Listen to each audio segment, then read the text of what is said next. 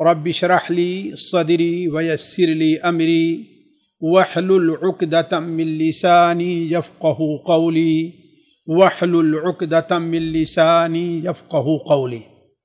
प्यारे भाइयों और बहनों, अस्सलामु अलैकुम वरहमतुल्लाहि वबरकातुहू।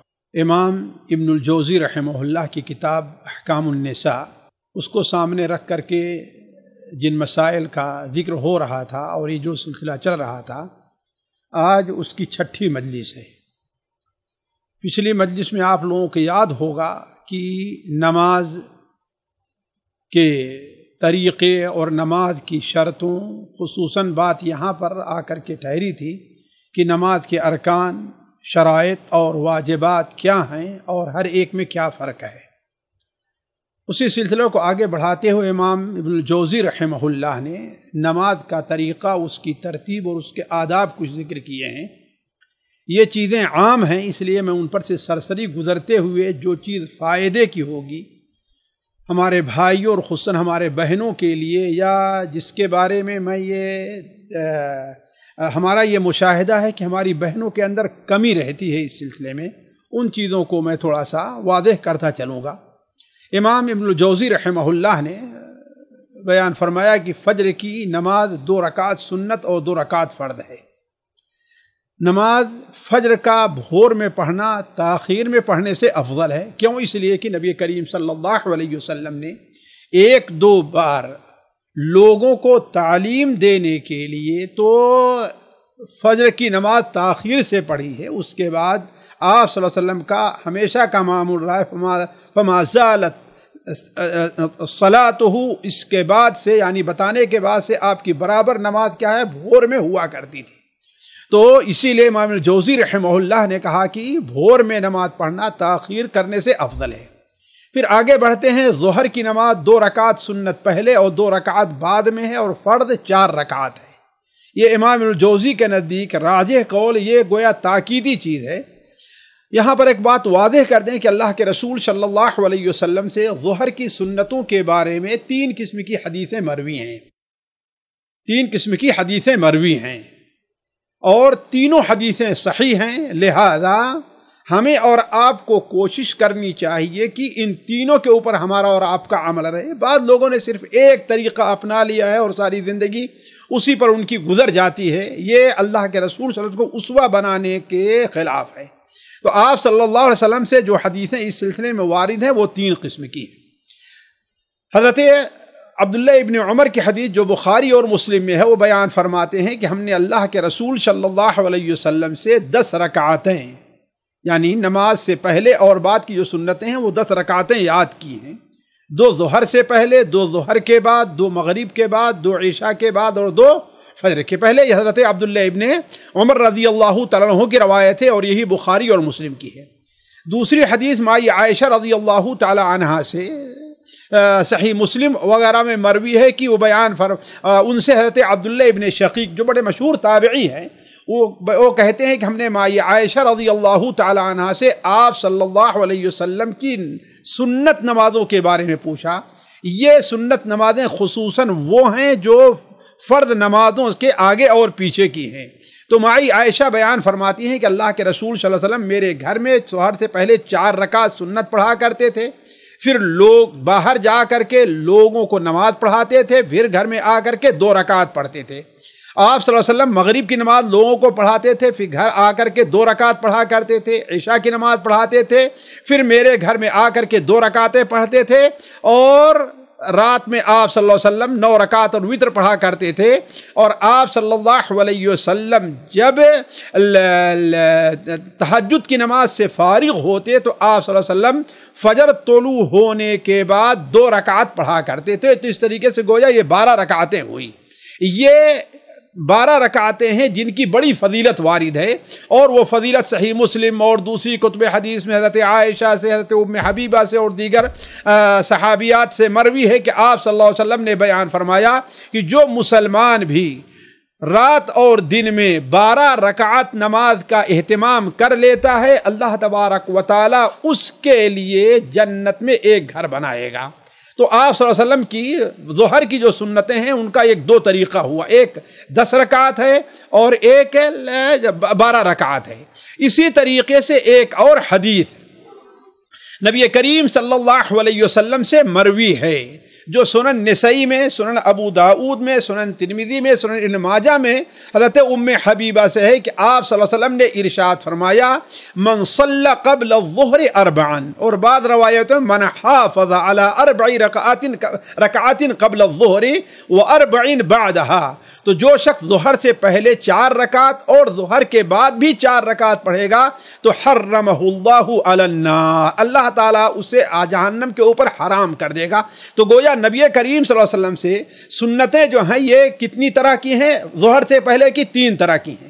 ایک تو ہے 10 رکعت، حضرت عبداللہ ابن عمر سے مروی ہے، گویا یہ بڑی تاکیدی ہے جس سلسلے میں انسان کو، ایک مومن کو، ایک آخرت چاہنے والے کو کوتاہی نہیں کرنی چاہیے۔ اس سے افضل طریقہ کیا ہے کہ رکعتیں 12 پڑھی جائیں۔ کتنی رکعتیں؟ 12 پڑھی جائیں، جیسا کہ ماں عائشہ رضی اللہ عنہ اور دیگر صحابیات کے سے ہے وہ وارد ہے کہ آپ صلی اللہ علیہ وسلم جو ہے پڑھتے تھے، اور آپ نے بیان فرمایا جو شخص 12 رکعت سنت پڑھے گا اللہ تعالیٰ اس کے لیے جنت میں ایک گھر بنائے گا۔ اور اس سے افضل طریقہ یہ ہے کہ انسان ظہر کی رکعت 8 رکعت پڑھے، یعنی ایک 4 ہے، ایک 6 ہے، ایک 8 ہے، اور یہ سب سے افضل طریقہ ہے۔ آپ صلی اللہ علیہ وسلم نے بیان فرمایا کہ من حافظ یا من صلی، جو شخص ظہر سے پہلے 4 رکعت اور ظہر کے بعد 4 رکعت پڑھتا ہے تو اللہ تبارک تعالیٰ اس کے جسم کو جہنم پر حرام قرار دے گا۔ یہ چاروں ہیں، لہذا انسان کو ان تینوں طریقوں کے اوپر عمل کرنا چاہیے۔ پہلا طریقہ انسان کو کبھی نہیں چھوڑنا چاہیے، تیسرا طریقہ انسان کو برابر کرنا چاہیے لیکن کبھی کبھار چھوڑ دے، البتہ 12 رکعت کا جو طریقہ ہے اس پر انسان کو ہمیشہ مداومت کرنی چاہیے، یہی طریقہ بہتر ہے۔ اس کے بعد امام جوزی رحمہ اللہ کہتے ہیں عصر کی فرض 4 رکعت ہے اور مستحب ہے کہ اس سے پہلے 4 رکعت سنت پڑھی جائے۔ اس سلسلے میں ہمارے بھائیوں اور ہماری بہنوں سے بڑی کوتاہی ہوا کرتی ہے، جبکہ حضرت عبداللہ ابن عمر کی روایت سنن ابو داؤد میں، سنن ترمذی میں، صحیح ابن حبان اور دیگر کتب حدیث میں ہے کہ آپ صلی اللہ علیہ وسلم نے ارشاد فرمایا رحم اللہ تبارک و تعالی رحم کرے۔ یہ کتنی پیاری بات ہے، اور اللہ کے رسول صلی اللہ علیہ وسلم کی کتنی پیاری دعا ہے ہمیں اور آپ کو، آپ کے انتقال کے بعد بھی وہ دعا مل رہی ہے، کاش کہ ہم اس کے اوپر عمل کر لیں۔ تو آپ نے کیا بیان فرمایا؟ رحم اللہ امرأن، اللہ تعالیٰ اس بندے کے اوپر اپنی رحمت نادل فرمائے، اسے اپنی رحمت کے سائے میں کر لے۔ کس کے؟ جو بندہ عصر سے پہلے 4 رکعت پڑھتا ہے۔ اور حضرت علی بن ابی طالب کی وہ روایت جو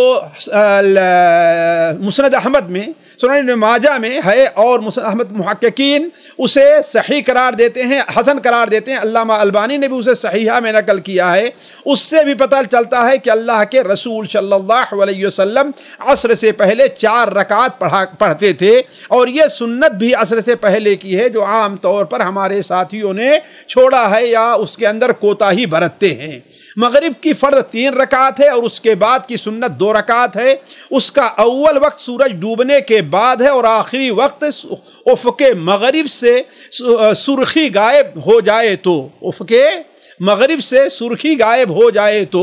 یہ چیز سوچنے کی ہے کہ امام الجوزی رحمہ اللہ نے ظہر کی نماز کا ذکر فرمایا اور عصر کی نماز کا ذکر فرمایا، اس کا وقت نہیں ذکر کیا، لیکن مغرب کا ذکر خصوصی کر رہے ہیں۔ اس کی وجہ اولاً تو یہ ہو سکتی ہے کہ مغرب کی نماز کا وقت دوسری نمازوں کے مقابلے میں مختصر ہے، خاص طور پر مغرب اور فجر کا وقت دوسری نماز کے مقابلے میں کیا ہے، وہ مختصر ہے، ایک چیز۔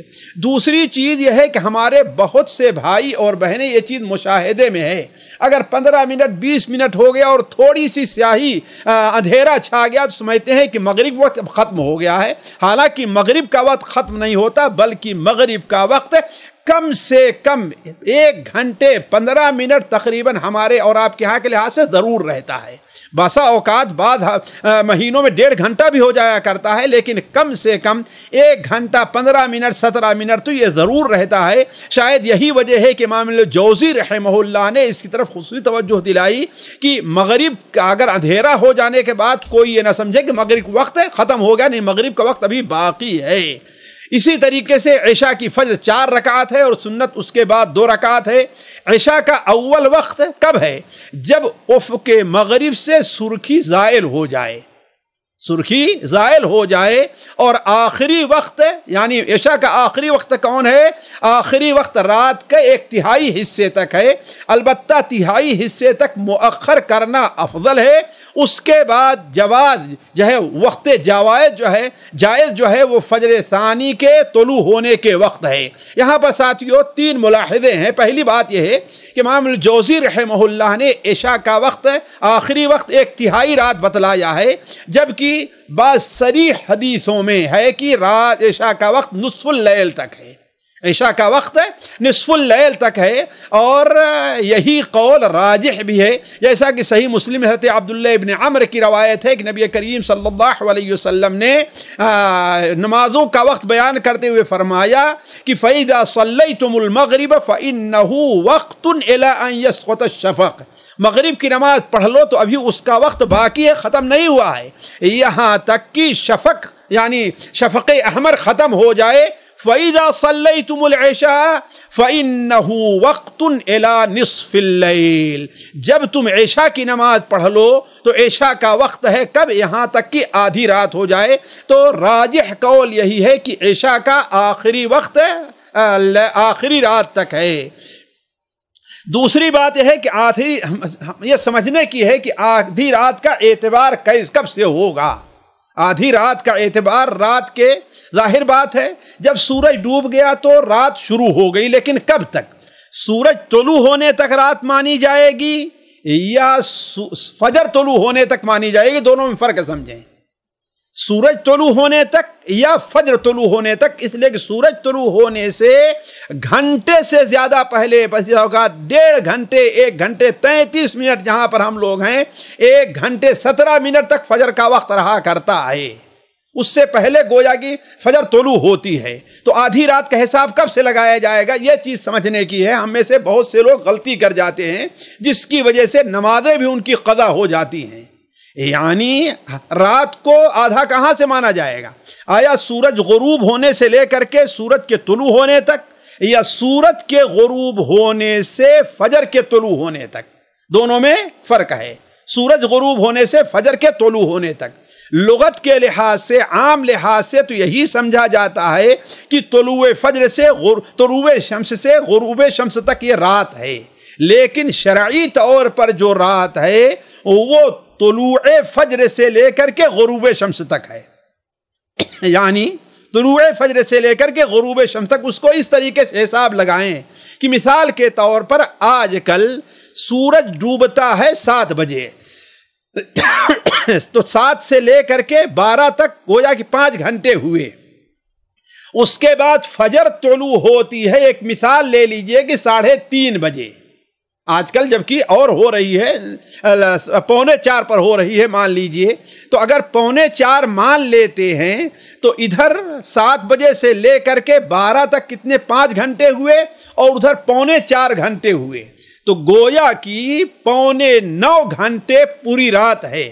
اگر آدھی رات کسی کو معلوم کرنا ہے تو 8.25 کو تقسیم کر لے 2 حصوں میں، تو گویا 12 بجے سے پہلے، بلکہ شاید 11:30 بجے سے پہلے بھی آدھی رات ہو جائے گی. اس کو سمجھنا چاہیے.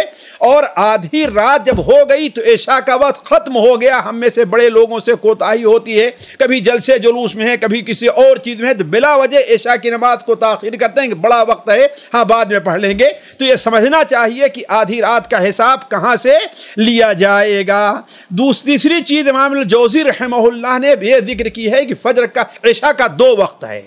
ایک وقت مختار ہے اور ایک وقت جواز ہے، وقت اضطرار بھی کہہ سکتے ہیں، اور اسے بہت سے علماء نے قبول کیا ہے۔ امام نووی رحمہ اللہ کا کہنا یہی ہے، شیخ عبید اللہ رحمانی صاحب مرآت کا جہاں تک مجھے یاد ہے ان کا بھی یہی کہنا ہے، شیخ ابن عثیمین وغیرہ بھی، لیکن شیخ ابن عثیمین یا علامہ البانی اسے قبول نہیں کرتے ہیں، اور باقی ان لوگوں کا ہے کہ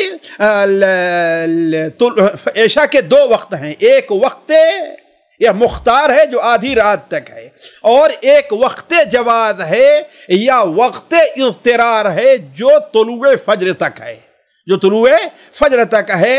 اور اس کی دلیل میں وہ لوگ پیش کرتے ہیں، نبی کریم صلی اللہ علیہ وسلم کی حدیث سنن ابو داؤد وغیرہ میں ہے کہ نماز چھوڑنے پر یا اگر بھول گیا انسان یا سو گیا تو اس پر کوئی اللہ کی طرف سے پکڑ نہیں ہے۔ پکڑ کب ہے کہ ایک نماز کو چھوڑے یہاں تک کہ دوسری نماز کا وقت ہو جائے، تب اس کے اوپر اس کی پکڑ ہے۔ یہ حدیث پیش کی جاتی ہے، جبکہ یہ حدیث اصلاً سند کے لحاظ سے اولاً ضعیف ہے۔ دوسری چیز، یہ حدیث اپنے عموم پر بھی نہیں ہے۔ کیوں؟ اس لیے کہ کوئی آدمی یہ نہیں مانتا ہے کہ فجر کا وقت ظہر کے وقت تک ہے، فجر کا وقت ظہر کے وقت ہے، وقت جواز طلوع فجر سے پہلے، طلوع شمس سے پہلے ہے، اور وقت اضطرار کیا ہو؟ طلوع شمس کے بعد ہوگا۔ اس لیے راجح قول یہی ہے کہ عشاء کا ایک ہی وقت ہے اور وہ ہے آدھی رات تک۔ آدھی رات تک اگر کوئی شخص عشاء کی نماز نہیں پڑھ لے رہا ہے تو گویا وہ عشاء کی نماز جان بوجھ کر کے چھوڑنے کا گنہگار ہوگا، جو گناہ کبیرہ ہے۔ اس کے بعد امام جوزی رحمہ اللہ نے باب باندھا ہے نماز میں ستر عورت کا۔ ستر عورت، دیکھیے ستر عورت کا معنی ہوتا ہے کہ وہ حصہ جسے چھپایا جائے، مردوں کا اور ہوگا اور عورتوں کا اور ہے، جیسا کہ آگے اس کی تفصیل آئے گی۔ میں عورتوں کے بارے میں ذرا تفصیل سے رکھوں گا، اس لیے کہ یہ مسئلہ انہی سے، یہ درس انہی سے متعلق زیادہ ہے۔ تو یہ بات میں عرض کر رہا تھا کہ ستر عورت وہ ہے کہ جسم کا جو حصہ جسے نماز میں چھپانا چاہیے، اور یہ نماز کے صحیح ہونے کے لیے شرط ہے۔ یہ بات سمجھنا چاہیے، یہ نماز کے یعنی ستر عورت نماز کے صحیح ہونے کے لیے شرط ہے۔ گویا اگر ستر عورت نہ پائی گئی اور بندے کو اختیار رہا تو اس کی نماز ہی نہیں ہوگی، اس کی نماز باطل ہو جائے گی۔ لیکن امام جوزی نے ایک بڑی بہترین بات کہی، ستر ایسی ہونا چاہیے، یعنی جس کپڑے کو ستر چھپانے کے لیے پہنا گیا ہے وہ ایسا ہونا چاہیے کہ اس سے انسان کی جلد اور چمڑا ظاہر نہ ہو، یعنی اتنا باریک نہ ہو کہ اس سے چمڑا اور اس کا رنگ نظر آ رہا ہے۔ جس طریقے سے بعض کپڑے ایسے ہوا کرتے ہیں، ہمارے مرد بھی پہنتے اور عورتوں بھی پہنتی ہیں، تو اگر جو ہے وہ اس حصے کے اوپر ہے جس حصے کا چھپانا نماز میں واجب ہے یا شرط ہے تو اس سے نماز نہیں ہوگی۔ یہ بہت اہم مسئلہ ہے، اس کو سمجھنا چاہیے۔ اور اسی میں وہ لباس بھی داخل ہے جو اس قدر تنگ ہو جو جسم کے ساخت کو نمایاں کر رہا ہے۔ یعنی اگر ہماری کوئی بہن اتنا تنگ لباس پہن رہی ہے کہ جس سے اس کے سینے کا اتار چڑھاؤ ظاہر ہو رہا ہے، بالکل اتنا تنگ لباس ہے، یا اس کے پیر اور ران کا بالکل الگ الگ ہونا بالکل واضح ہے، جیسا کہ عام طور پر ایسے لباس چل چکے ہیں، تو یہ بھی ہوگا کہ گویا اس نے ستر کو اپنے چھپایا ہی نہیں ہے۔ اسی طرح سے امام جوزی نے کہا نماز میں عورت کے لیے چہرے اور ہتھیلی کے علاوہ اس کا پورا جسم ستر ہوگا۔ اس لیے کہ ہم نے کہا کہ یہ مسائل خصوصاً عورتوں سے متعلق ہے، تو عورت کا ستر کیا ہے؟ عورت کے لیے چہرے اور ہتھیلی کے علاوہ اس کا پورا جسم ستر میں داخل ہے۔ دونوں پیروں کے بارے میں تو اختلاف ہے، دونوں پیروں کے بارے میں اختلاف ہے، اس لیے یہ چیز میں واضح کر دوں کہ جمہور علماء اسی کے قائل ہیں کہ نماز میں دونوں قدموں کا چھپانا بھی واجب ہے، لہذا ہماری بہنوں کو محتاط رہنا چاہیے۔ بعض دوسرے علماء جیسے احناف ہیں، امام ابن تیمیہ ہے اور دیگر علماء کہتے ہیں کہ نماز میں پیر ستر میں داخل نہیں ہے۔ یہ اختلافی مسئلہ ہے، لیکن اختلاف سے بچنے کے لیے کوشش یہ ہونی چاہیے کہ دونوں پیر بھی ڈھپے رہیں، اور یہی دوسرا قول راجح ہے، یعنی پیر سطر میں داخل نہیں ہے۔ کیوں؟ پیر کے ڈھکنے کے وجوب پر کوئی شرعی دلیل، قوی دلیل موجود نہیں ہے، بلکہ بعض حدیثوں سے پتہ چلتا ہے کہ عورتوں کے لیے اپنے پیر کا ڈھانپنا واجب نہیں ہے، یعنی نماز کی بات ہو رہی ہے۔ البتہ عورت اور اپنے سر کے بالوں کو ڈھکے گی اور اس کے اوپر ڈھکنا واجب ہوگا، یعنی عورت کے اوپر اپنے سر اور پیر، سر، ہاتھ کا اور سر کے بالوں کا ڈھکنا تو واجب ہوگا۔ یہ چیز اچھی طریقے سے سمجھنا چاہیے کہ ہمارے یہاں بہت سی عورتیں، خصوصاً وہ عورتیں جو پردے کی عادی نہیں ہوتی ہیں، وہ نماز میں بھی کھڑی ہوتی ہیں۔ یہ حرمین تک میں دیکھا گیا ہے کہ ان کے بال کھلے رہتے ہیں، ان کے بال ظاہر رہا کرتے ہیں، تو یہ چیز کسی بھی صورت میں جائز نہیں ہے، نماز کے فساد کا سبب ہے۔ اللہ کے رسول صلی اللہ علیہ وسلم کی ایک حدیث ہے، اسے مائی عائشہ نقل فرماتی ہے، سنن ابو داؤد، سنن ترمذی وغیرہ میں ہے کہ آپ صلی اللہ علیہ وسلم نے ارشاد فرمایا، لا يقبل اللہ صلاة حائض الا بخمار، یعنی آپ اللہ تعالیٰ کسی بالغ عورت کی نماز اوڑھنی یعنی خمار کے بغیر قبول نہیں کرتا۔ اور خمار کس کو کہتے ہیں؟ خمار ہے جسے ہم اور آپ دوپٹہ کہیں، جس سے عورت کا سر اور اس کے بال بالکل چھپ جائیں۔ ایک اور حدیث جو سن ابو داؤد نے مستدرک حاکم میں حضرت ام سلمہ رضی اللہ تعالی عنہا سے مروی ہے کہ وہ بیان کرتی ہیں کہ ہم نے اللہ کے رسول صلی اللہ علیہ وسلم سے سوال کیا کہ کیا عورت ایک ہی قمیص میں اور ایک ہی اوڑھنی میں نماز پڑھے؟ یہ ہمارے یہاں کے لحاظ سے ہوگا کہ تین کپڑوں میں یعنی شلوار، قمیص اور دوپٹہ۔ اس لیے کہ عرب میں جو قمیص کا تصور ہے وہ ہمارے یہاں وہ تصور نہیں ہے۔ ہمارے یہاں قمیص کیا ہے؟ وہ گھٹنے تک یا گھٹنے سے کچھ نیچے تک جاتی ہے، جبکہ عرب کے ہاں عموماً قمیص کا تصور کیا ہے کہ وہ پیر تک ہوا کرتا ہے، جیسے یہاں پر آج کل جانے قمیص نوم اور دوسری چیزیں لوگ سنتے ہیں۔ تو گویا ہمارے یہاں کے لحاظ سے سوال یہ تھا کہ کیا عورت تین کپڑے میں نماز پڑھ سکتی ہے؟ شلوار میں، قمیص میں اور دوپٹے میں۔ لیکن وہاں کے لحاظ سے کیا سوال ہوا کہ کیا عورت قمیص اور اوڑھنی میں نماز پڑھ سکتی ہے جبکہ اس نے تہبند نہ باندھا ہو، یعنی صرف قمیص ہے اور نیچے جو ازار بند ہوا کرتا ہے، ازار جو ہوتا ہے وہ نہیں ہے۔ آپ صلی اللہ علیہ وسلم نے فرمایا کہ ہاں، اگر قمیص اس کے پاؤں کی پشت کو اچھی طریقے سے ڈھانپ لے، یعنی اس کے پیر کا اوپری حصہ، خاص طور پر جو حصہ اٹھا ہوا رہتا ہے، اگر وہ ڈھپ جائے تو گویا وہ نماز پڑھ سکتی ہے۔ اس حدیث کے صحت میں اختلاف ہے، لیکن حضرت ام سلمہ رضی اللہ عنہ کا قول ہے، لہذا یہ چیز قابل حجت ہوگی۔ اور ایک اور دلیل جس سے یہ پتہ چلتا ہے کہ عورتوں کا پیر کا ڈھپنا نماز میں، یا کم سے کم پیر کے نچلے حصے کا ڈھپنا یا اکثر حصے کا ڈھپنا نماز کے میں واجب نہیں ہوگا، وہ حدیث ہے جو سنن نسائی، سنن ترمذی وغیرہ میں، سنن ابو داؤد وغیرہ میں حضرت ام سلمہ رضی اللہ تعالی عنہا سے نہیں بلکہ یہ ہے حضرت عبداللہ ابن عمر سے، لیکن حضرت ام سلمہ کا اس میں ذکر ہے کہ اللہ کے رسول صلی اللہ علیہ وسلم بیان فرمایا کہ جس شخص نے اپنے کپڑے کو تکبر سے گھسیٹا، اللہ تعالیٰ اس کی طرف قیامت کے دن دیکھے گا بھی نہیں۔ تو ام سلمہ نے کہا، اے اللہ کے رسول صلی اللہ علیہ وسلم، تو عورتیں جو اپنے چادر کو گھسیٹتی ہیں ان کا کیا معاملہ ہوگا؟ وہ کیسے پہنے؟ تو آپ صلی اللہ علیہ وسلم بیان فرمایا کہ وہ یرخینہ شبرا، ایک بالشت لٹکا لیں، لیکن کہاں سے لٹکا لیں؟ یہ ایک سوال ہے، آیا ٹخنے سے لٹکا لیں یا گھٹنے سے لٹکا لیں؟ یہ سمجھنے کی بات ہے۔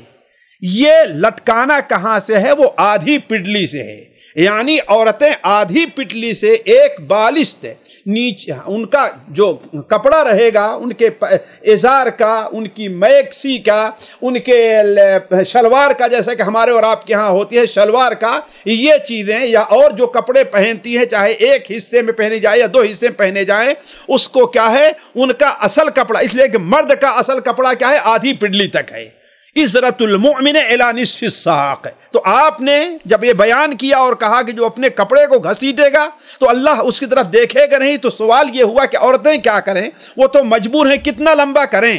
تو آپ نے بیان فرمایا کہ یرخینہ شبرا، وہ اپنے دامن کو پٹلی سے لے کر کے ایک بالشت لٹکائیں گی. تو حضرت ام سلمہ نے کہا اگر ایسا کیا تب تو چلتے ہوئے ان کے قدم کھل جائیں گے، اور یہ واضح ہے، ویسے چھپا رہے گا لیکن جب چلیں گی، حرکت کریں گی تو ان کے قدم کھل جائیں گے.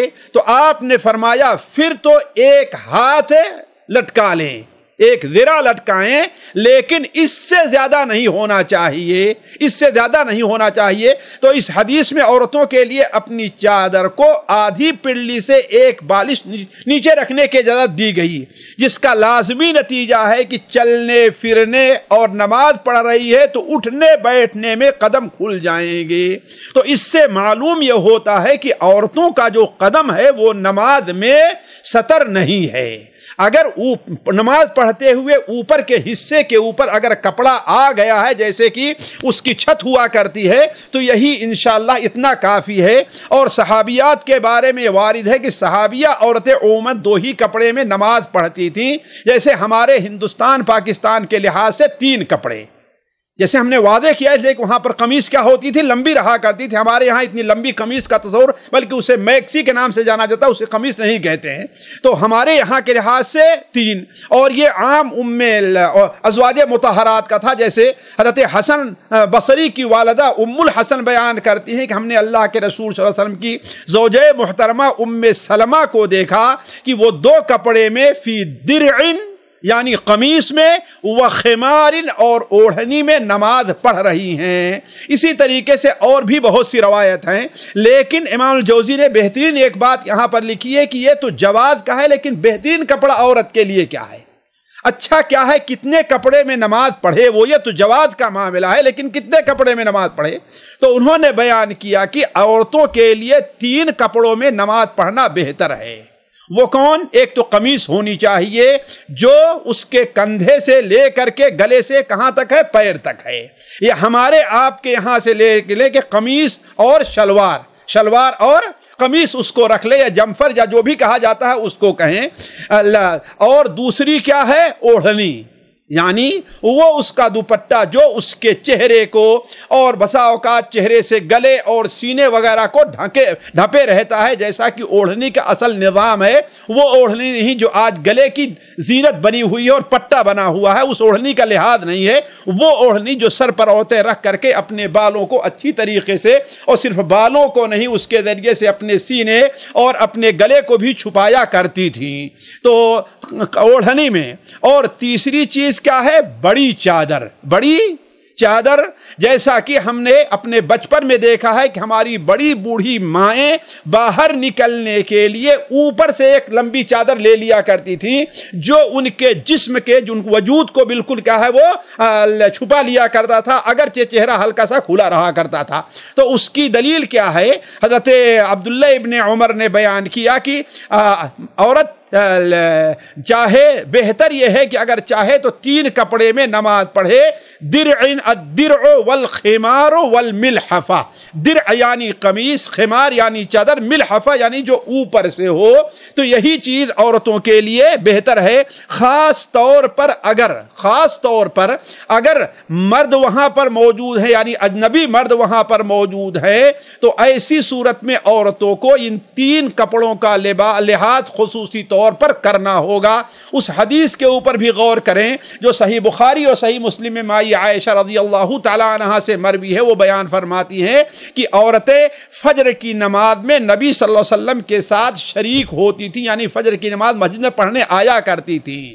لیکن جب وہ واپس جاتی تھیں تو متلفعات فی مروطہن، مروط اپنی لمبی چادر میں بالکل لپٹی رہا کرتی تھیں، انہیں کوئی پہچان نہیں پاتا تھا کہ یہ کون ہیں. تو اگر اجنبی مردوں کے سامنے نماز پڑھنی ہے تو گویا عورت کو خصوصی طور پر چاہیے کہ اپنے جسم کے پورے حصے کو چھپائے.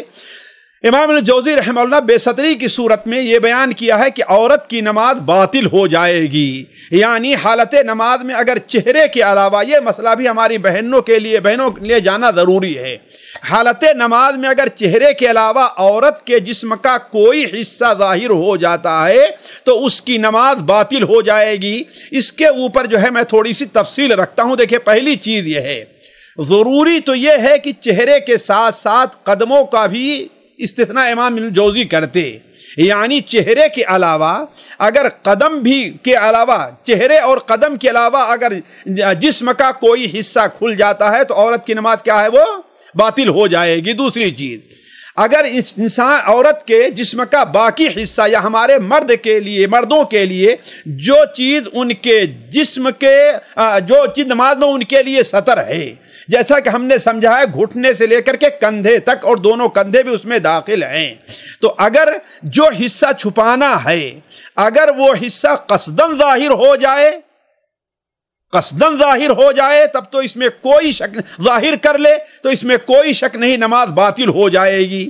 لیکن بسا اوقات بلا قصد و ارادہ کے ظاہر ہو جاتا ہے، انسان چاہتا نہیں، کبھی ہوا کی وجہ سے یا تنگ تھا کھل گیا، کوئی بھی وجہ ہو سکتی ہے، تو اگر بلا قصد کے ظاہر ہوتا ہے تو واجب ہے کہ فوراً ڈھانپ لے۔ اس صورت میں اس کی نماز میں کوئی خرابی نہیں آئے گی۔ کیوں؟ اس لیے کہ اس کے اختیار میں نہیں تھا۔ بلا قصد، سمجھے مسئلے کو، بلا قصد اور ارادے کے، چاہے مرد ہیں یا عورتیں ہیں، ان کے جسم کا وہ حصہ جسے نماز میں چھپانا چاہیے، جیسے ہماری کسی بہن نے اوڑھنی اوڑھی ہوئی تھی لیکن کھسک گئی جس سے بال ظاہر ہو گئے، تو بلا قصد ظاہر ہوئے ہیں تو فوراً اسے چاہیے کہ اپنے بال کو چھپا لے۔ اس صورت میں اس کی نماز میں کوئی خرابی لازم نہیں آئے گی۔ تیسری بات، اگر عورت کے جسم کا کوئی حصہ لاپرواہی سے کھل جاتا ہے اور اسی پر باقی رہتی ہے، چھپاتی نہیں ہے کہ چلو ٹھیک ہے نماز پڑھ لیتے تو اس کو سمیٹیں گے، تو ایسی صورت میں اس کی نماز باطل ہو جائے گی۔ یعنی فوراً سمیٹ لے تو نہیں، لیکن اگر نہیں سمیٹتی ہے تو اس کی نماز باطل ہو جائے گی۔ کیوں؟ اس لیے کہ اس نے جسم کے اس حصے کو ظاہر کیا، قدرت تھی کہ اس کو ڈھپ لیتی لیکن ڈھپی نہیں، جس حصے کو نماز میں ڈھپنا شرط ہے۔ لہذا عورتوں کو اس سلسلے میں ہوشیار رہنا چاہیے، کیونکہ بہت سی عورتیں ہوتی ہیں جو پردہ کرنے کے عادی نہیں ہوتی ہیں، ان کے بال وغیرہ کھل جایا کرتے ہیں۔ علا کل حال، اس سلسلے میں حضرت عائشہ رضی اللہ تعالی عنہا کی حدیث نقل کرنے کے بعد امام ترمذی رحمہ اللہ نے بڑی بہترین بات کہی ہے کہ والعمل علی ھذا عند اہل العلم، اہل علم کے نزدیک اسی کے اوپر عمل ہے۔ کس پر؟ کہ عورت بالغ ہے اور نماز پڑھ رہی ہے اور اس کے بال کا کچھ حصہ بھی ظاہر ہے تو اس کو نماز پڑھنا جائز نہیں ہے۔ یہ امام ترمذی رحمہ اللہ نے تمام علماء کا قول نقل کیا ہے۔ اسی طریقے سے چاہیے کہ عورتوں کا لباس ہمیشہ ایسا ہو جس سے ان کا جسم نہ جھلکے، خاص کر نماز میں۔ چنانچہ آپ صلی اللہ علیہ وسلم بیان فرمایا الکاسیات العاریات جنت میں داخل نہیں ہوں گی۔ اس سے مراد وہ عورتیں ہیں جو باریک لباس پہنتی ہیں۔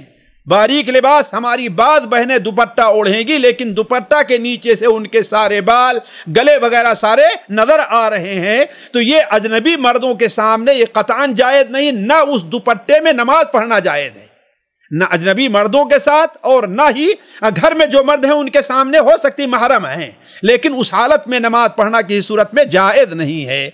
اس کے بعد امام الجوزی رحمہ اللہ نے عورتوں کے لیے جماعت سے نماز پڑھنے کا مسئلہ چھیڑا ہے۔ اس کے تحت جو ہے بہت سے مسئلے ذکری ہیں، خصوصاً 3 مسئلے میں آپ کے سامنے رکھتا ہوں۔ پہلا مسئلہ یہ ہے کہ اگر عورتیں باہم اکٹھا ہوں اور صرف عورتیں ہوں، مرد وہاں پر نہیں ہیں، اور یہ ہو سکتا ہے ایک گھر میں 5-6 عورتیں ہیں، یہ بھی ہو سکتا ہے، یا کسی آفس میں کام کرتی ہیں صرف عورتیں ہیں رہتی ہیں ان میں، یا کالج کے اندر ہے، یونیورسٹی میں ہے، ہاسٹل میں ہے جہاں صرف عورتیں ہیں، اس کی بہت سی صورتیں ہو سکتی ہیں۔ تو امام الجوزی رحمہ اللہ کا کہنا ہے کہ اگر عورتیں ہوں تو ان کے لیے فرض نماز جماعت سے پڑھنا مستحب ہے، واجب نہیں ہے۔ اس لیے کہ واجب کس کے اوپر ہے؟ نماز جماعت مردوں کے اوپر، عورتوں پر واجب نہیں ہے۔ یہ امام الجوزی کا قول ہے، لیکن اس سلسلے میں علماء کے 3 قول مشہور ہیں، میں علم کے لیے اپنے بھائیوں اور اپنے بہنوں کے سامنے رکھ دوں۔ 3 قول ہیں۔ ایک قول یہ ہے کہ اس حال میں بھی ان کے لیے نماز سے جماعت پڑھنا جائز نہیں ہے۔ یہاں استحباب کریں، دوسرے کیا رہے ہیں وہاں پر جائز ہی نہیں ہے۔ یہ احناف کا قول ہے، یہ احناف کا قول ہے کہ یہ عورتوں کا جماعت سے نماز پڑھنا اکیلے گھر میں بھی جائز نہیں ہے۔ دوسرا قول یہ ہے کہ جائز ہے، مستحب نہیں ہے۔ کیوں؟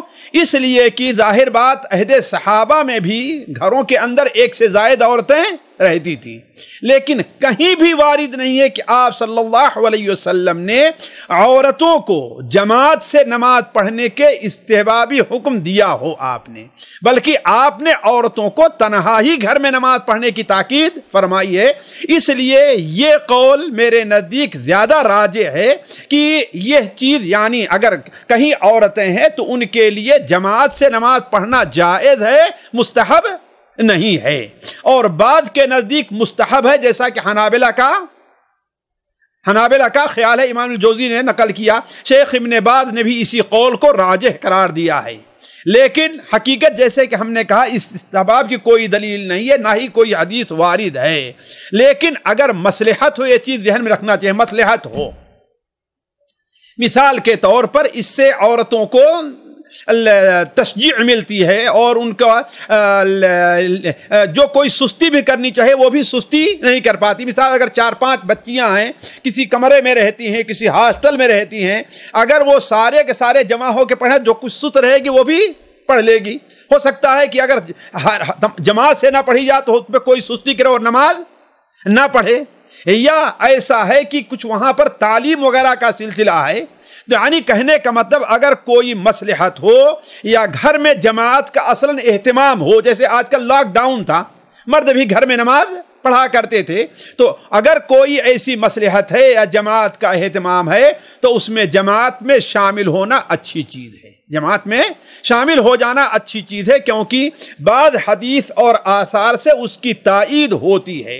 اس سلسلے میں سب سے مشہور حدیث حضرت ام ورقہ بنت عبداللہ ابن الحارث کی ہے، جو سنن ابو داؤد میں ہے، جنہیں الشہیدہ کہا جایا کرتا تھا رضی اللہ تعالی عنہا۔ وہ اللہ کے رسول صلی اللہ علیہ وسلم ان کی زیارت کیا کرتے تھے، تو انہوں نے مطالبہ کیا کہ میں اپنے گھر کے جو عورتیں ہیں، ان بچے ہیں، ان کو نماز پڑھانا چاہتی ہوں، تو یا علاقے کے جو یعنی 2-1 گھر رہا ہوگا ان کا، جیسے ہوتا ہے بعض خاندان ہوتے ہیں ایک ہی ساتھ رہتے ہیں لیکن الگ الگ ان کے گھر بنے رہتے ہیں، تو اس کو بھی عربی میں دار کہتے ہیں، ایک محلہ کے نام سے۔ تو انہوں نے کہا کہ میں ان کے ساتھ نماز پڑھنا چاہتی ہوں، تو اللہ کے رسول صلی اللہ علیہ وسلم نے ان کے لیے ایک مؤذن متعین کر دیا جو اذان دیتا تھا، اور وہ اپنے گھر، اپنے اہل خانہ کی، سنن دارقطنی میں ہے کہ عورتوں کی تؤم نساء دارہا، نساء اپنے گھر کی عورتوں کی وہ امامت کرتی تھی۔ تو گویا کہ اس سے پتہ چلتا ہے کہ یہ چیز جائز ہے، اگر وہاں مصلحت ہو تو بہتر ہے۔ اس سلسلے میں بہت سے آثار مائی عائشہ رضی اللہ تعالی عنہا کے، ام سلمہ رضی اللہ تعالی عنہا کے، امام بیہقی رحمہ اللہ نے اپنی کتاب السنن الکبریٰ میں اور مصنف ابن ابی شیبہ وغیرہ کے اندر وہ آثار پائے جاتے ہیں، ہمارے بھائی جو دیکھنا چاہیں اس کو دیکھ سکتے ہیں وہاں پر۔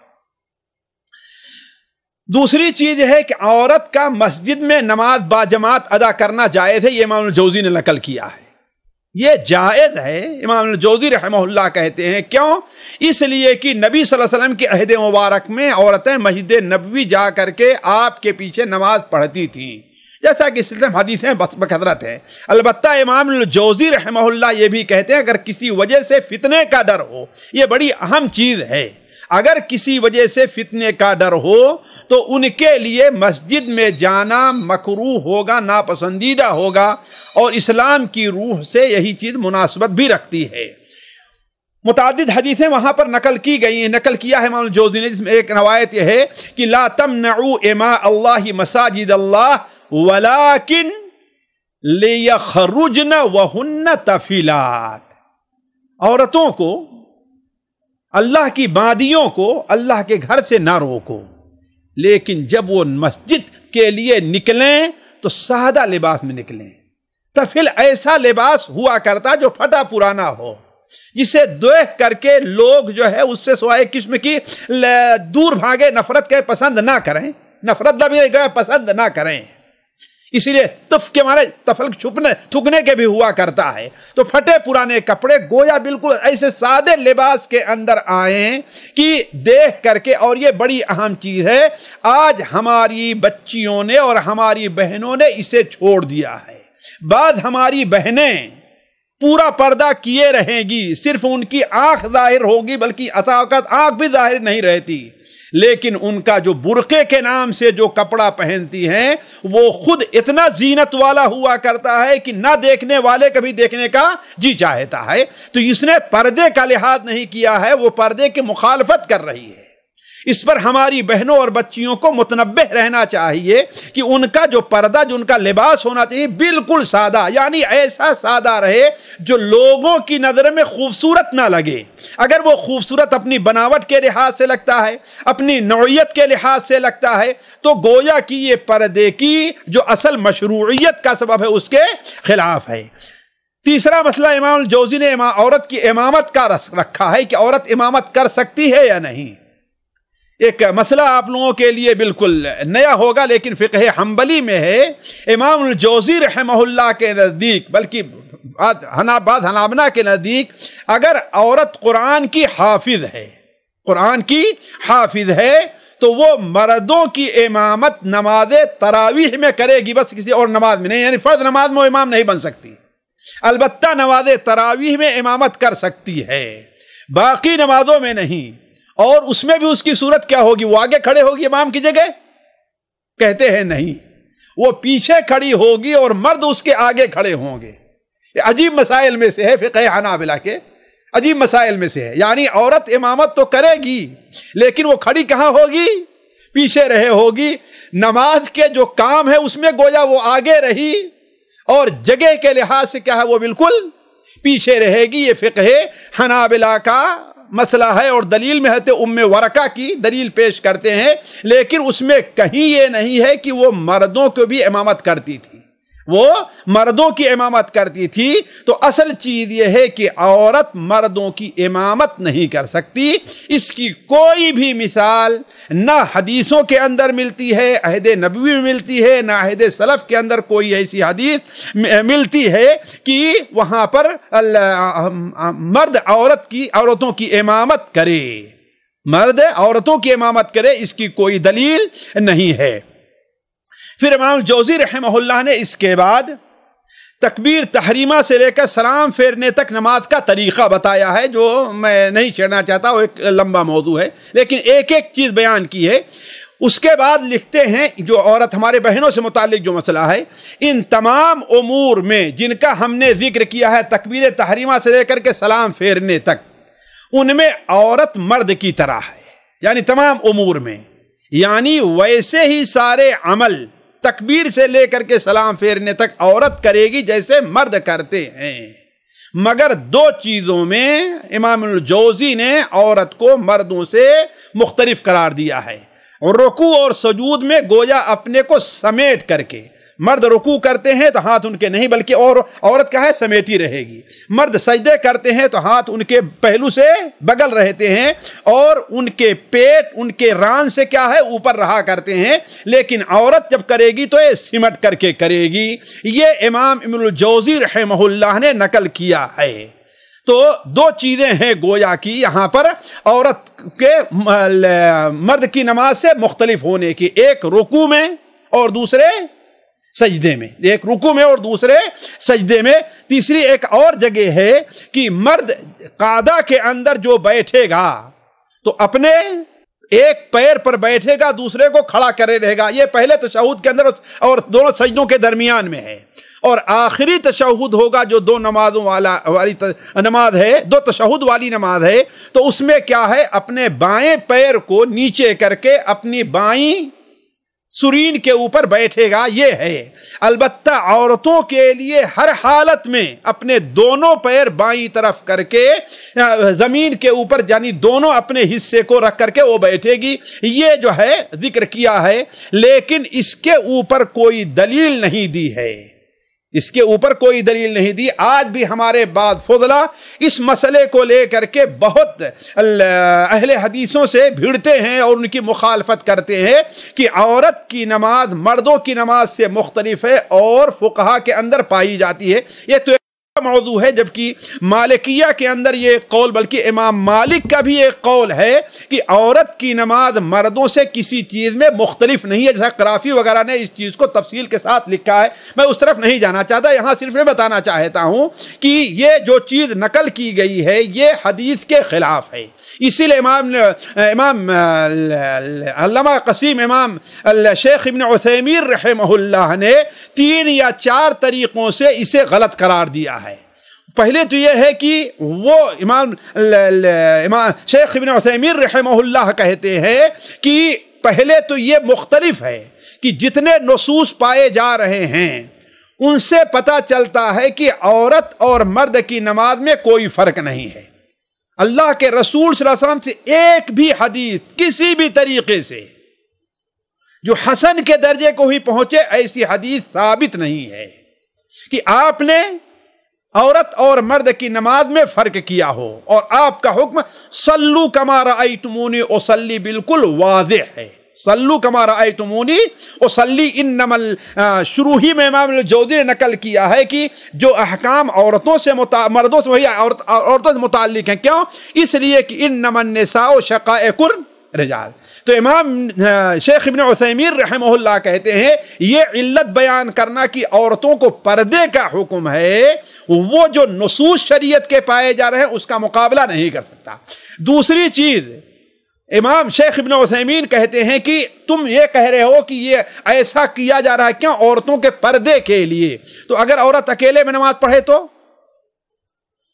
اسے جو ہے مردوں کی طرح پڑھنا چاہیے نا، اللہ کے رسول صلی اللہ علیہ وسلم سے جیسا ثابت ہے. لیکن تم کہ تو اکیلے پڑھے گی پھر بھی ویسے پڑھے گی تو پردہ کہاں پایا گیا؟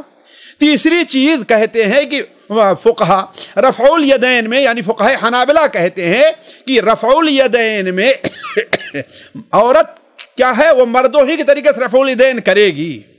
تو شیخ ابن عثیمین نے کہا تو اس میں جو ہے اگر لے آئے تو بے پردگی کا اور بھی خطرہ رہا کرتا ہے، تو اس کو کیوں نہیں بدلتے؟ جبکہ احناف کے ہاں فرق ہے کہ مرد جو ہے اپنے کانوں تک اور عورت کہاں اپنے سینے تک رفع الیدین کرے گی، جس کی کوئی دلیل شریعت کے اندر موجود نہیں ہے. یہاں پر ایک بات واضح کر دوں کہ ہمارے بعض فضلا نے جن کی کلپ لا کر کے مجھے لوگوں نے دیا اور میں جو ہے اس کا جواب نہیں دینا چاہا، اس لیے کہ جواب دینا اور مناظرہ کرنا یہ معاملہ بڑا طول ہو جاتا ہے. انہوں نے سب سے بڑی دلیل یہ مانتے ہیں کہ جو حدیثیں اس سلسلے میں وارد ہیں ضعیف ہیں، لیکن سب سے بڑی دلیل انہوں نے یہ دیا ہے کہ دیکھیے حج کے موقع پر عورت کو رمل سے روکا گیا ہے، عورت کو استباء سے روکا گیا ہے، عورت کو سعی میں دوڑنے سے روکا گیا ہے، عورت کو لبیک کہتے ہوئے اپنی آواز کو بلند کرنے سے روکا گیا ہے. حالانکہ کوئی حدیث اس سلسلے میں نہیں ہے،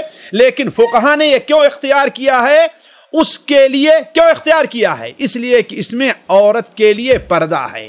لہذا نماز میں بھی ان چیزوں سے شریعت نے اس کا حکم نہیں دیا سمٹ کر کے نماز پڑھنے کا، لیکن چونکہ اس میں پردہ ہے لہذا وہ. لیکن یہ بات بظاہر تو بڑی اچھی لگتی ہے، لیکن اگر غور کریں تو یہ دلیل یہاں پر آتی ہی نہیں ہے. کیوں؟ کسی مصلحت کی وجہ سے کسی سنت کو چھوڑ دینا ایک اور مسئلہ ہے. کسی مصلحت کی وجہ سے کسی سنت کو چھوڑ دینا، بلند لبیک پڑھنا یہ واجب بعض علماء نے لکھا ہے، یا چلیے بالکل تاکید ہے، سنت ہے آواز بلند کرنا، لیکن واجب نہیں ہے. عورت تلبیہ پڑھے گی لیکن آواز بلند نہیں کرے گی، بلکہ بعض صحابیات سے ہے کہ اکیلے پڑھتی تھی کرتی تھی، جہاں مرد نہیں تو اپنی آواز کو بلند بھی کرتی تھی، جیسے مائی عائشہ رضی اللہ عنہا کے بارے میں صراحت کے ساتھ مروی ہے. تو کسی سنت کو کسی مصلحت کے پیش نظر چھوڑ دینا یہ اور بات ہے، اور کسی چیز کو تبدیل کر دینا اور بات ہے. حج کے اندر یہ چیزیں صرف مصلحت پیش نظر چھوڑی گئی ہیں، نہ کہ ایک حالت کو بدل کر دوسری حالت پر عورت کو لے جایا گیا ہے. اور یہاں آپ نے عورت کے رکوع کا طریقہ، سجدے کا طریقہ جو اللہ کے رسول سے ثابت ہے، اس کو آپ نے بدل دیا، اس کے بیٹھنے کا طریقہ آپ نے بدل دیا ہے. تو یہاں جو مثال دے رہے ہیں اس میں کوئی طریقہ بدلا نہیں گیا ہے، بدلا نہیں گیا ہے۔ طواف کے اندر رمل کرنا یہ سنت ہے، واجب نہیں ہے۔ عورت ایک مصلحت کے پیش نظر ایک سنت کو چھوڑ دے رہی ہے، نہ کہ یہ کوئی طریقہ ہی نیا طریقہ ایجاد کر دے رہی ہے، نیا طریقہ ایجاد نہیں کر رہی ہے۔ تو اس طریقے سے دونوں میں فرق سمجھنے کی ضرورت ہے۔ اس کے علاوہ جہاں تک آثار کا تعلق ہے، وہ آثار جس طریقے سے ان لوگوں کے موافق ہیں یا ان کی تائید کرتے ہیں جو عورت اور مرد کی نماز میں فرق کرتے ہیں، ایسے ہی کچھ آثار ان کی بھی تائید کرتے ہیں جو عورت اور مرد کی نماز میں فرق نہیں کرتے۔ جیسا کہ صحیح بخاری میں ہے کہ حضرت ام دردہ کے بارے میں وہ نماز میں ایسے ہی بیٹھتی تھی جیسے مرد بیٹھتے ہیں۔ بعض فضلہ نے کہا کہ امام بخاری لا کے یہ ثابت کرنا تھا کہ یہی سمام میں نمایاں تھی ان کی اس غلطی کو واضح کرنے کے لیے، نعوذ باللہ من ذالک۔ یہ بہت بڑا الزام امام بخاری رحمہ اللہ پر ہے۔ امام بخاری یہ واضح کرنے کے لیے لے آئے ہیں کہ عورت اور مرد کی نماز میں کوئی فرق نہیں ہے۔ اسی طریقے سے ابراہیم نخعی بیان فرماتے ہیں تقعد المرأة فی الصلاة کما یقعد الرجل، عورت نماز میں ویسے ہی بیٹھے گی جیسے مرد بیٹھتا ہے۔ تو علی کل حال میں اس مسئلے کو تفصیل سے یہاں نہیں رکھنا چاہتا، صرف یہ ہے کہ امام الجوزی رحمہ اللہ نے جو یہ فرق ذکر کیا ہے یہ احادیث کے خلاف ہے۔ اس کے بعد امام الجوزی نے ایک بڑی بہترین سی بات کہی ہے، اس پر توجہ دینے کی ہے۔ ایک چیز ہے نماز کے بعد کا ذکر ہے، نماز کے بعد کا ذکر ہے۔ امام الجوزی رحمہ اللہ کہ عورت جب سلام پھیر لے تو 10 بار سبحان اللہ، 10 بار الحمدللہ، 10 بار اللہ اکبر کہے۔ کیوں؟ وہ بیان کرتے ہیں کہ مجھ تک یہ حدیث پہنچی ہے کہ حضرت ام سلیم رضی اللہ تعالی عنہا جو حضرت انس بن مالک کی والدہ تھی، انہوں نے اللہ کے رسول صلی اللہ علیہ وسلم سے پوچھا تو آپ نے بیان فرمایا جب تم فرض نماز سے فارغ ہو جاؤ تو 10 بار سبحان اللہ کہو، 10 بار الحمدللہ کہو، 10 بار اللہ اکبر کہو، پھر اس کے بعد جو دعا چاہے کرو۔ کیوں؟ جب تو دعا کرے گی تو تیری ہر دعا کے اوپر اللہ فرمائے گا نعم نعم نعم، ٹھیک ہے ٹھیک ہے ٹھیک ہے، تمہاری بات مان لی گئی، تمہاری بات مان لی گئی، تمہاری بات مان لی گئی۔ یہ بڑی پیاری حدیث ہے جسے امام الجوزی رحمہ اللہ نے نقل کیا ہے۔ یہاں پر ساتھیوں اور بہنوں 2 باتیں ہیں۔ ایک بات تو یہ ہے کہ نماز کے بعد 10 بار سبحان اللہ، الحمدللہ، اللہ اکبر کہنے کی یہ صحیح حدیث میں وارد ہے۔ جیسے حضرت عبداللہ ابن عمر کی روایت سنن ابو داؤد وغیرہ میں ہے کہ خصلتانی 2 عادتیں ایسی ہیں، 2 کام ایسے ہیں کہ جو ان کا اہتمام کر لے گا وہ جنت میں جائے گا، لیکن بڑے تھوڑے لوگ اہتمام کرتے ہیں۔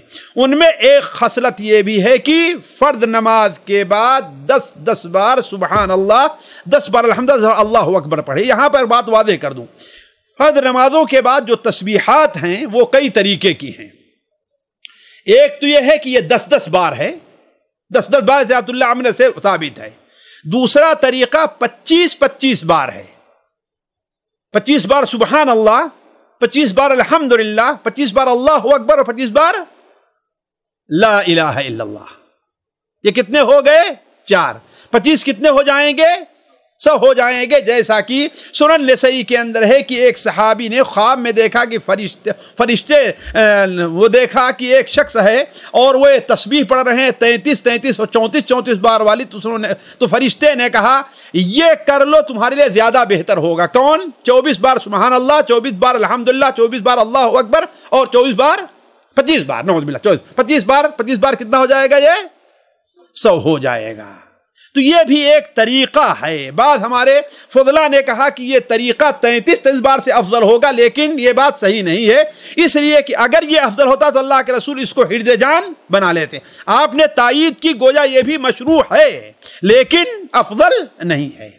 اور تیسرا طریقہ یہ ہے کہ 33 بار سبحان اللہ، 33 بار الحمدللہ، 33 بار اللہ اکبر، اور 100 پورا کرنے کے لیے کیا پڑھا جائے؟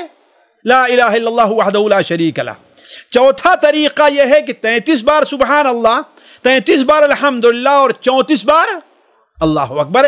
یہ چاروں طریقے ہیں فرض نمازوں کے بعد تسبیحات کے، جن کا انسان جنہیں اہتمام کرنا چاہیے، کبھی یہ پڑھے اور کبھی یہ پڑھے، بلکہ بسا اوقات انسان اگر جلدی میں ہے، اس لیے اصل یہ ہے کہ یہ تسبیحات اسی جگہ پر بیٹھ کر پڑھی جائیں۔ جب تک بندہ بیٹھا رہتا ہے اسے گویا فرض نماز پڑھنے ہی کا ثواب مل رہا ہے۔ یہ تسبیحات دور جا کر کے یا الگ چلتے ہوئے پڑھنے کی، وہاں بیٹھ کر کے پڑھنے کی ہے۔ تو اگر کبھی جلدی میں انسان ہے، سفر میں جا رہا یا اور کوئی ہے، تو کم سے کم 10 بار اسی جگہ پر بیٹھ کر کے تو انسان کو پڑھ کر کے اٹھنا چاہیے۔ پہلی بات تو یہ ہوئی کہ 10 بار تسبیح پڑھنا فرض نماز کے بعد کیا ہے، یہ ثابت اور وارد ہے۔ دوسری بات، امام الجوزی نے جو یہ حدیث پیش کی ہے، یہ حدیث مسند ابو یعلا میں، مسند بزار میں ہے، لیکن اس کی سند ضعیف ہے کہ فرض نماز کے بعد، البتہ ایک کام کی بات ہے، اسے رکھ لیں آپ لوگ۔ کم جو ہے یہ چیز لوگوں کے سامنے آتی ہے، وہ کیا ہے کہ یہی حدیث حضرت انس بن مالک سے سنن نسائی میں، مسند احمد میں، صحیح ابن خزیمہ میں ہے کہ ام سلیم اللہ کے رسول کے پاس آتی ہیں۔ آپ سے ان کا بڑا گہرا تعلق تھا، جو پہلے علم لوگ جانتے ہیں ام سلیم کا۔ تو ام سلیم نے کہا کہ اے اللہ کے رسول صلی اللہ علیہ وسلم، علمنی کلمات ادعو بہن فی صلاتی، اے اللہ کے رسول صلی اللہ علیہ وسلم مجھے کچھ کلمات آپ سکھا دیجئے کہ ان کلمات کو میں اپنے نماز میں ان کے ذریعے دعا کیا کروں۔ تو گویا یہ دعا کہاں کے لیے ہے؟ تشہد کے آخر کا معاملہ ہے۔ جیسے حضرت ابوبکر نے سوال کیا تھا کہ اللہ کے رسول صلی اللہ علیہ وسلم مجھے کوئی دعا سکھائیے جسے میں نماز میں پڑھوں، تو آپ نے کون دعا سکھائی تھی؟ اللہم انی ظلمت نفسی والی۔ اس طریقے سے ام سلیم نے سوال کیا کہ علمنی کلمات ادعو بہن فی صلاتی، مجھے کوئی کلمات بتائیے کہ ان کلمات کے ذریعے میں اپنی نماز میں دعا کروں۔ تو آپ نے کہا سبح اللہ 10 واحمدیہ 10 وکبریہ 10، 100 بار سبحان اللہ کہو، 100 بار الحمدللہ کہو، 100 بار اللہ اکبر کہو، ثم سلیہ حاجتکی، پھر اللہ تعالیٰ سے اپنی ضرورت کی جو چیز ہے وہ مانگو۔